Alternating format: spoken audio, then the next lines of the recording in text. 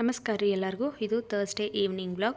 ಸಂಜೆ ಮುಂದೆ ತರಕಾರಿ ಎಲ್ಲ ಸ್ವಲ್ಪ ಖಾಲಿಯಾಗಿತ್ತು, ತೊಗೊಂಡು ಬಂದು ನೋಡ್ರಿ. ಹೋಗಿ ತೊಗೊಂಡು ಬಂದು ಇವಾಗ ಅಡುಗೆ ಕೆಲಸನ ಸ್ಟಾರ್ಟ್ ಮಾಡ್ಕೊಂಡಿನಿ. ನಾನು ಚಪಾತಿ ಮಾಡ್ಬೇಕಂತ ಅಂದ್ಕೊಂಡಿದ್ನಿ, ಮತ್ತು ನಮ್ಮ ಕಾಕ ಬಂದರು. ಅವರ ಬದ್ನಿಕಾಯಿ ಪಲ್ಯ ರೊಟ್ಟಿ ಮಾಡಿದ್ರು.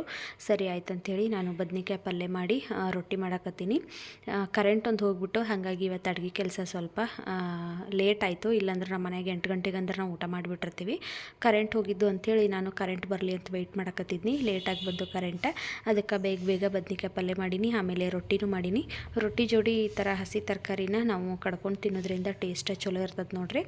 ನಮ್ಮ ಸೈಡ್ದವರೆಲ್ಲ ಹಿಂಗೆ ರೊಟ್ಟಿ ಜೋಡಿ ಏನಾರ ಹಿಂಗೆ ಮೂಲಂಗಿ, ಸೌತೆಕಾಯಿ, ಈರುಳ್ಳಿ ಎಲ್ಲ ಕಡ್ಕೊಂಡು ತಿಂತಾರೆ. ನಮಗೂ ಹಾಗೆಲ್ಲ ಭಾಳ ಸೇರ್ತದೆ ನೋಡ್ರಿ. ಅದಕ್ಕಾಗಿ ನಾನು ಸ್ವಲ್ಪ ತರಕಾರಿ ಎಲ್ಲ ತೊಗೊಂಡು ಬಂದಿದ್ನೆಲ್ಲ ಅವನ್ನ ಕಟ್ ಮಾಡಿ ಇವಾಗ ಎಲ್ಲರೂ ಕೂತ್ಕೊಂಡು ಊಟ ಮಾಡಕತ್ತೀವಿ ನೋಡ್ರಿ.